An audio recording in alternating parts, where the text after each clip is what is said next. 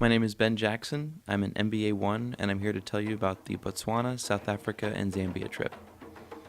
We began our trip in Johannesburg at the Carnivore restaurant where we feasted on zebra, crocodile, and other exotic meats.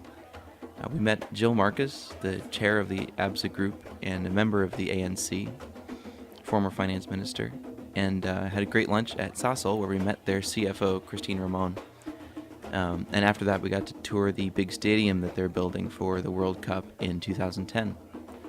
We met up with some alumni that evening for a memorable dinner at Le Kotla.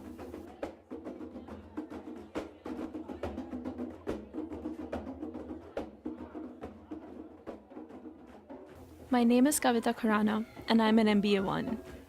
The real highlight of the trip for many of us was a visit to Kliptown, a community in Soweto. We didn't know what to expect getting out of the bus, walking along dirt roads and into tiny houses made of corrugated metal.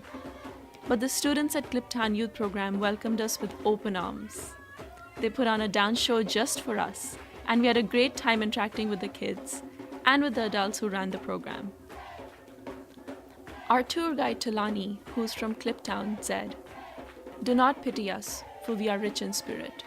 And they certainly were. I was amazed at how friendly and welcoming everybody was. This is not a sad place. There's joy all around.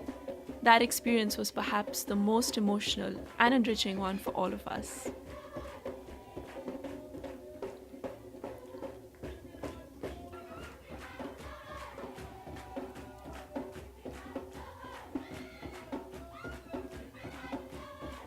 Later that day, we visited the Apartheid Museum and the Hector Peterson Memorial, which gave us a chilling reminder of South Africa's recent past.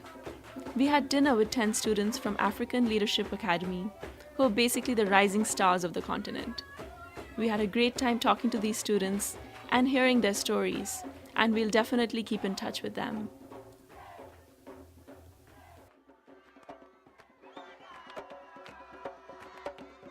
So to get to Botswana, we had to charter a plane, so it was pretty cool to have the whole flight to ourselves. Our first stop was at De Beers, Botswana, where we met their CEO, Sheila Kama, and took a high-security tour of their diamond sorting facility.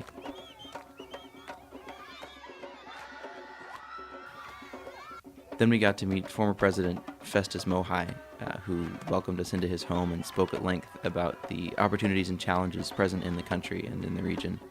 It was a real treat to meet him. And later in the trip, we visited the Bank of Botswana, got up close and personal with some of their currency. And of course, we had to grab some souvenirs before we left.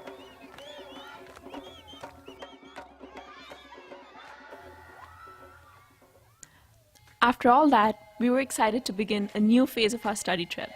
Not one, but 2 safaris. On the river, we saw crocodiles, hippos, and a family of elephants spraying each other. Just being with one another on that cruise and enjoying that peacefulness of the water brought us a lot closer together. The next day, we got up early for another safari, this one on land. We saw impalas, Cape buffaloes, elephants, lions, giraffes, and yes, we even got to see some dung beetles too.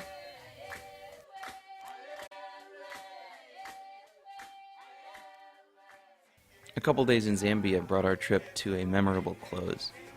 By then we had gotten to know each other pretty well, and so we took the opportunity to relax and just enjoy ourselves and enjoy the nature and the wildlife in the region, of which there was quite a bit right around the hotel area.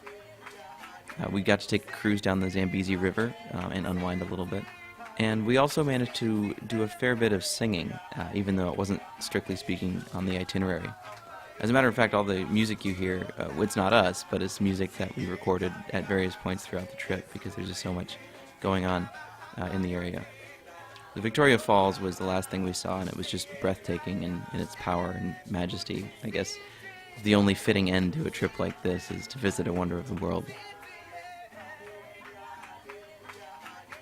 I loved Africa. I think we all did, and I'll definitely be back soon.